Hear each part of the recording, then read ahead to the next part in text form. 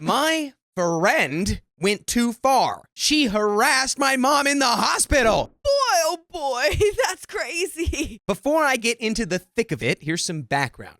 I'll call this ex-friend Carol. We are both in our mid-30s. She has a child of whom I was the godmother.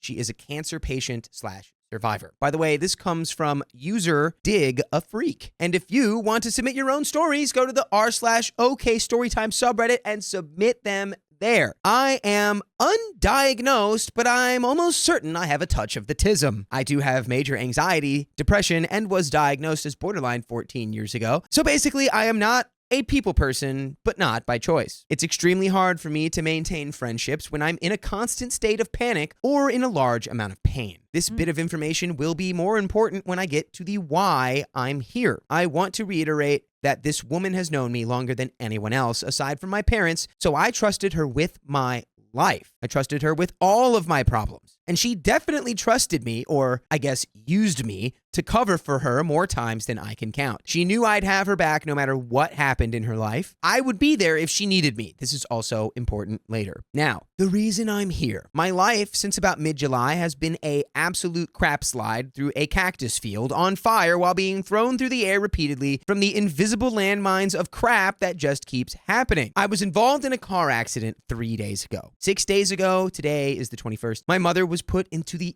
ER. In February/January, my house's furnace gave up the ghost, and it was going to cost upwards of $15,000 to have it replaced. Thankfully, we found a cheaper company. 2 weeks prior, on the 3rd week of January, we had to borrow money to replace our washer that gave up. A week before that, the 2nd week of January, I had to have $2,000 worth of work done on my car's engine. I still have to get one thing done, but I can't because finances. 2 days before Christmas, my aunt passed away unexpectedly from a blood clot. 3 days before Thanksgiving, my wife's grandmother was found passed away from internal bleeding and an unrelated lung illness. Oh my God. This is just the 6 months of hell. Yeah. In the 2nd week of October, I had to borrow money to replace the control arms on all 4 of my tires unexpectedly.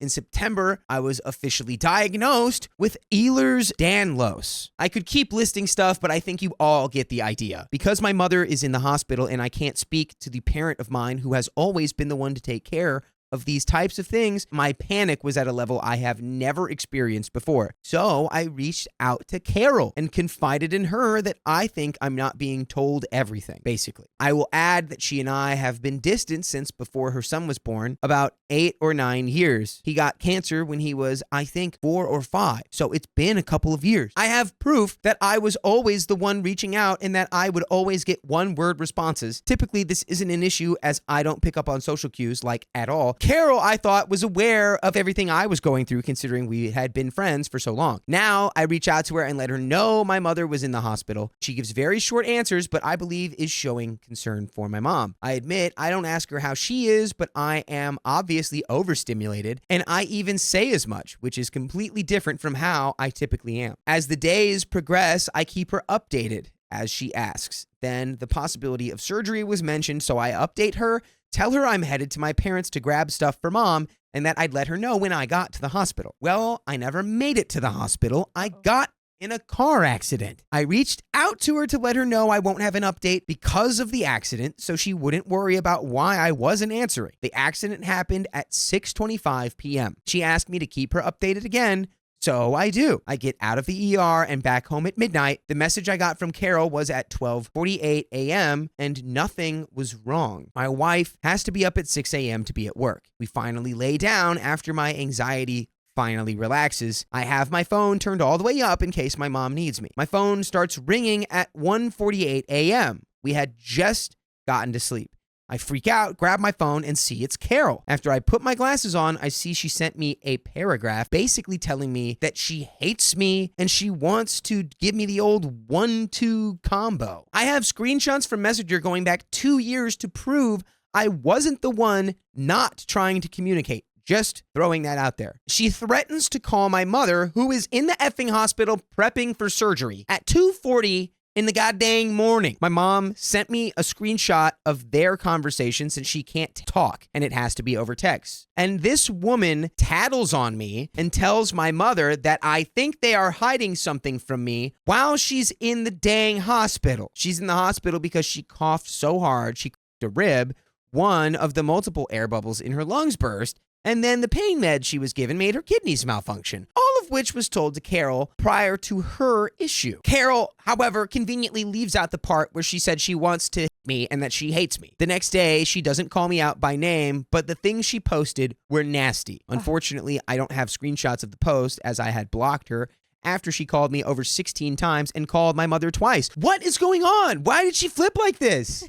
So crazy. Why? What happened? Did I miss something? Well, what happened? Isn't Carol's daughter like diagnosed with cancer or something? Right. So that is crazy, and that is, Carol's losing it a little bit, which makes sense. However, taking it out on OP and his family, that's wild because they're going through their own things. Yes, this is unbelievable. Leave him alone. Before I blocked her, I sent her a voice message that said, basically, I'm sorry that my life is a crap show. And her using her cancer as an excuse for talking to me like that is a problem, as she knows cancer is a huge trigger of mine. I have reached out to her and never gotten any response other than okay or thank you. She never in 8 years ever once asked me if I was okay. I also ended the voice message with, I love you, but I no longer think of you as my sister, and I am done. I lost my closest cousin 15 to 16 years ago to Ewing sarcoma. She was 16 years old when she passed away, and I was 20. At the time, Carol was too high on life, which is substances, to give a crap about me when I called her while I watched my cousin get buried and had my second ever mental breakdown. Dude, girl, this is not your friend. Yeah. I don't think this person has ever really been your closest friend. That's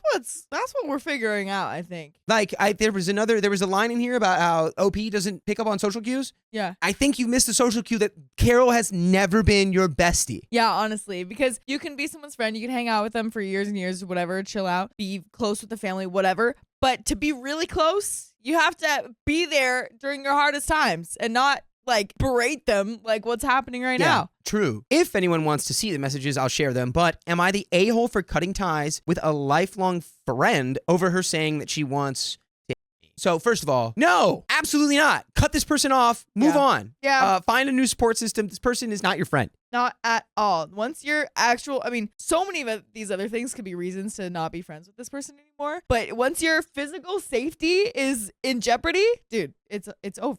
It's 100%. Your physical safety is in jeopardy. She's harassing your mother who's hospitalized. Yeah. She's calling you 15 times in the middle of the night to berate you. Yeah. I don't know. She sounds like she's got her own problems to work through as well. But I want to let you know that you can be here for us and listen to full episodes with stories like this on iHeartRadio, on Apple Podcasts, on Spotify, or wherever you get your podcast from. Just search OK Storytime and you will find the complete archive, which I think is now like 49 consecutive days long. So that's a whole lot of hours. Oh, yeah. Dude, you'll never have a boring airplane flight ever again. Yes. Or road trip ever. I realized I forgot to mention that she didn't know anything about what I listed regarding what was happening in my life, only that my mother was in the hospital. I never said anything else about what was going on in my life until my mother and then the car accident. And I only reached out to ask for her advice 2 days after I let her know my mom was in the hospital. And there are some comments here. Comment 1, I feel like I missed something. Carol texts you with so much rage out of the blue in the wee hours of the morning. I feel like there's so much missing, but I think the key issue is BPD. I suggest ongoing therapy to help you navigate your friendships and not be so intense with people. It's above Reddit's pay grade to unpack this, but under the guidance of an experienced therapist, you may be able to develop friendships that don't overwhelm the people you meet. I'm sorry for your losses, your mom's illness, and the financial hardships. It's part of life, so if it's a big loss or suffering in your family, your friends will care, give you sympathy, but then they need to get back to their own lives. And OP responds, yes, I agree. I'm currently in the process of getting myself into intensive therapy. So I completely get where you're coming from. But about Carol, yes, it was completely out of the blue. Part of why it was so off-putting to me was because of the way things changed so quickly. Quite honestly, it scared me and reminded me of our childhood when she used to use me as the verbal punching bag when she would get mad and I would just let her do it. I'm not trying to trauma dump, so please excuse me if that is being taken that way. I just honestly remembered that as I was typing this. What I can say with absolute certainty is that she is a regular substance user, and she does have a mental illness, if not multiple. And I'm no professional, obviously, but I've been there for her so many different times that as her quote unquote best friend, it scared me beyond emotion. And as for myself, I'm diagnosed with a few different things already. I completely understand that they have their own lives, and I truly hope she can live hers happily. I appreciate your input. Thank you. And that is the end of that